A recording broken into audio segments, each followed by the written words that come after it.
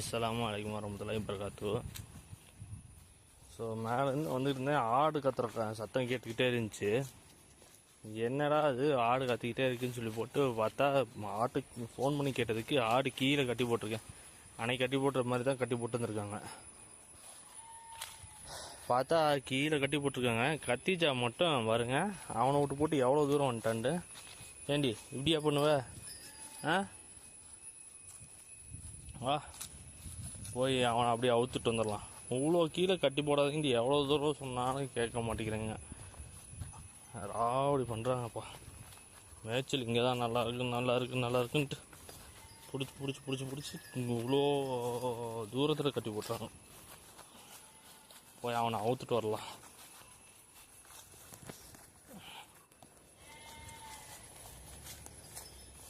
Brownie வா. நம்ம கூட வந்து ப்ரௌனி வந்திருக்காரு. ப்ரௌனி ஐ கத்திஜா நம்ம கூப்பிட்டதும் வருது.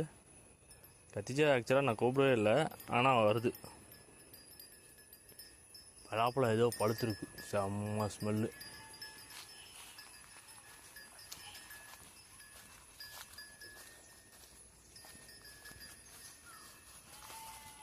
ஏண்டி வந்துட்டேன்டி.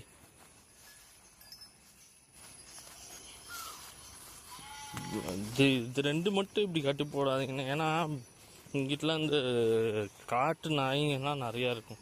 அதாவது இந்த வைல்டு டாக்ஸ்னால் நம்ம நாட்டு நாய்ங்க மாதிரி தான் தெருவில் இது பண்ணுறது. ஒரு சில பேர் இந்த மாதிரி காட்டில் தூக்கி போட்டு போகிறாங்கல்ல, அது என்ன ஆகும்னா இப்படி காட்டுக்குள்ளார கிடைக்கிறத பிடிச்சி சாப்பிட்ற நாய்கள்லாம் நிறையா இருக்குது. வந்து கடிச்சு போடுச்சுன்னா என்ன பண்ணுறது? அது அதை பார்க்க வேண்டியது இருக்குது. பாம்பு தான் மெயின். எதுவும் பாம்பு எதுவும் கடிச்சு போடுச்சுன்னா என்ன பண்ணுறதுன்னு ஒன்றும் புரியல. அவ்வளோ தூரம் கட்டி போடாதீங்கன்னா கேட்க மாட்டேங்கிறாங்க மக்கள்.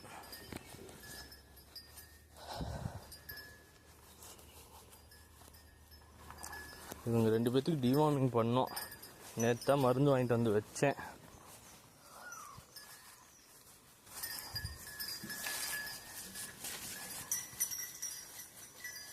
அவனை பாருங்க, ப்ரௌனியை பார்த்தாலே அவனுக்கு கொஞ்சம் பயம். நாயை பார்த்தாலே பயம்தான் அவனுக்கு. ஏண்டி எங்கே போகிற? போ எங்கப்பா. இங்கே இந்த பாறையில் கட்டி போட்டு வச்சிருக்காங்களா? ஒவ்வொரு நாளைக்கு ஒவ்வொரு சைஸில் கட்டி போட்டுறாங்கப்பா.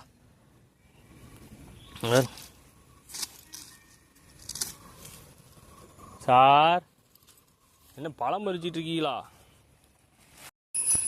ஸோ அப்படி ரெண்டு பேர்த்தையும் அவுத்துட்டு வந்தாச்சு. கூட அவங்களும் வந்துட்டாங்க. இடையில அவங்க சித்ராக்கா வந்தாங்க, அவங்க ஆடும் கூட சேர்ந்துக்குச்சு. அப்படி கூட்டிகிட்டு போக வேண்டியதான். மேலே மழை வேறு வர மாதிரி இருக்குது. மேலே கொண்டு போய் கட்டி போடலாம். போய் கொஞ்சம் தீனி வச்சு விட்டு இவ்வளோ இறக்கத்தில் கொண்டு வந்து கட்டி போடணுமாங்கிறது தான் எனக்கு டவுட்டு. கம்முன்ட்டு மேலே கட்டி போட்டு கொஞ்சம் கொத்த வெட்டி போட்டோம்னா அது பாட்டுக்கு திண்டிகிட்டு இருக்க போகுது. அது சொன்னால் கேட்க மாட்டேங்கிறாங்க. ஏன் கேட்குறீங்க? அலப்பறை பண்ணுறாங்க.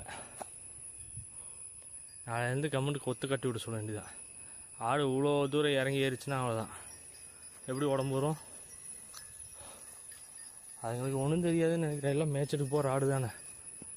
நம்மளுக்கு தான் ஏறி இறங்குது சங்கடமாக இருக்குதுன்னு நினைக்கிறேன். ஓகே, அப்படி போ. மேலே போயிட்டு அது கொஞ்சம் தீனி வச்சுட்டு தண்ணி வச்சு விட்டு பிடிச்சி கட்டி போடலாம். ஆட்டுங்களுக்கு கீழே தீனி அதிகமாக இருக்குதுன்னு சொல்லி போட்டு கீழே கொண்டு போய் கட்டி போட்டாங்க. ஆனால் அங்கே அவ்வளோக்கா சாப்பிடவே இல்லை. ஆனால் இங்கே பாருங்கள், இங்கே வந்து புல் கம்மியாக தான் இருக்குது. ஆனால் இதில் தான் சாப்பிடுது. இந்த கம்மியாக இருக்க புல் தான் அது நல்லா விரும்பி சாப்பிடுது. ஆக்சுவலாக அந்த புல் முதல்ல தெளைஞ்சு வருது பார்த்தீங்களா, அந்த இதை தான் அதிகமாக சாப்பிடுது. அங்கெல்லாம் குப்புன்னு புல் முளைச்சிருக்கு, கண்டுக்க கூட மாட்டேங்குது. இங்கே இருக்க புல்லை தான் சாப்பிடுதுங்க நல்லா.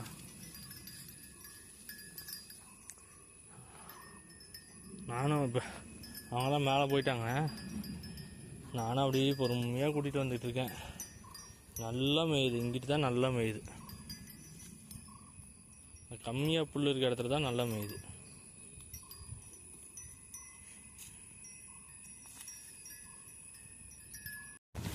ஸோ அங்கே ஒரு கோழி காலையில் முட்டை போட்டுருந்துச்சு, அதை எடுத்து வச்சிட்டேன். அந்த வாத்தும் உள்ளாரையே தான் சுற்றிட்டு இருந்துச்சு. முட்டை கிட்ட போட்டுச்சா என்னன்னு தெரியல. இவ்வளோ வெளியே வந்து தான் சுற்றிட்டுருக்கா. இந்த கூண்டில் முட்டை போட்டது. ஸோ அதை போய் பார்க்கலாம், முட்டை எதுவும் போட்டு வச்சுருக்காளா. போட்டிருந்தா எடுத்துக்கலாம். வாத்தும் உள்ளாரையே வந்து சுற்றிட்டு இருந்துச்சு. ஒரு வேளை வாத்து எதுவும் முட்டை போட்டுருந்துச்சுன்னா எடுத்துகிட்டு வந்துடலாம் எல்லாத்தையும்.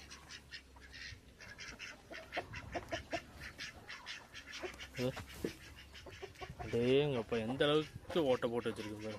இப்போ இருக்கா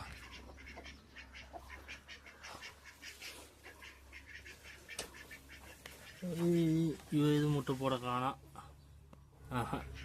இவ முட்டை போடல. ஒரு வேளை இங்கே நம்ம வந்ததும் நம்மளுக்கு பின்னாடியே இவனுங்க வந்துட்டானுங்க. சரி அவங்களும் பழகிட்டோம், கொஞ்சம் தப்பு இல்லை. அதாவது சும்மா வீட்டில் உக்காந்துக்கிட்டு இது கொக்கோ மெலன்னா அந்த மெலன் இந்த மெலன் பார்க்குறக்கு அவனுங்களும் வந்து உலகை ரசித்து பார்க்கட்டும்.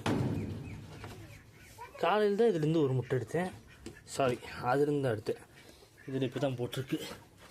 வாத்து போடலையே முட்டை. அப்புறம் இன்றைக்கு உள்ளாரையே சுற்றிக்கிட்டு கிடந்துச்சு முட்டை. சரி, இந்த முட்டையை தூக்கி இங்கே வச்சிடலாம். வச்சுட்டு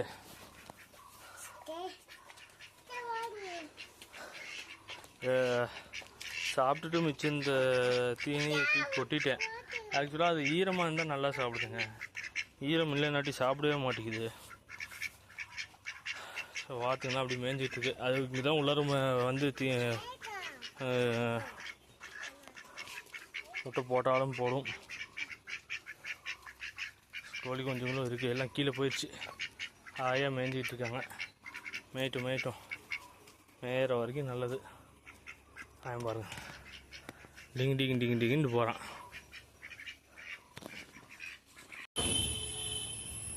ஸோ அப்படியே நம்ம கத்திஜாவே அலிபாயை மேலே கூட்டிகிட்டு வந்துட்டோம்.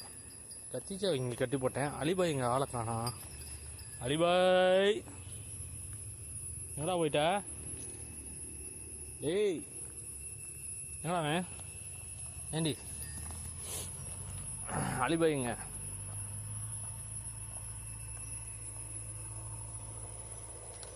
வா.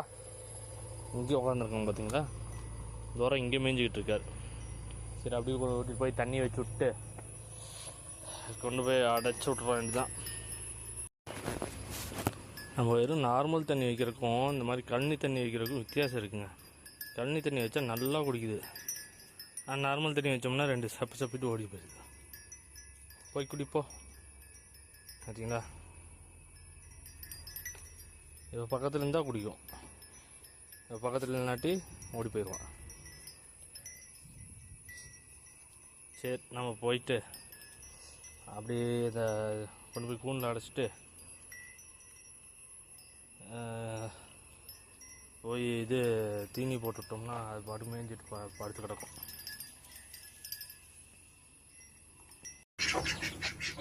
இங்கே பார்த்தீங்களா வெறும் டப்பை நக்கிட்டு உட்காந்துருக்காங்க.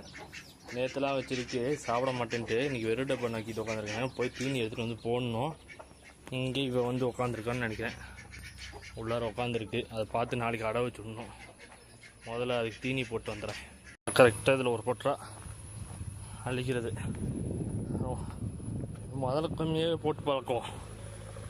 நல்லா சாப்பிட்டு பழகிடுச்சுன்னா அதுக்கப்புறம் சேர்த்தி போடலாம். பார்த்தீங்களா 2 பேர் முன்னாடி நிற்கிறானுங்க, ஏதாச்சும் கொண்டு வானான்ட்டு. நேராக போனதான் அந்த டப்பை தான் எடுத்து பார்க்கணும்.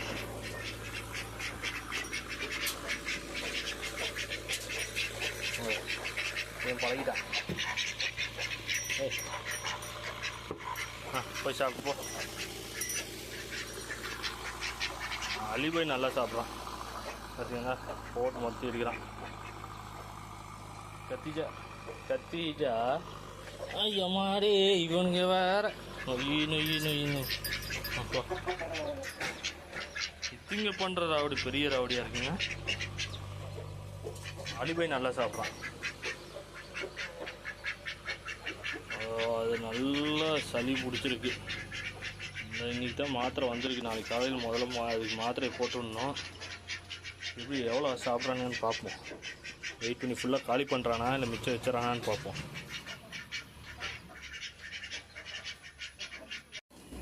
இது நல்லா அடக்கி வந்துருச்சு. இங்கே உள்ளாரே இருக்க மாட்டேங்குது. வெளியே போகிறேங்கன்ட்டு பிடிவாதமாக நிற்கிது.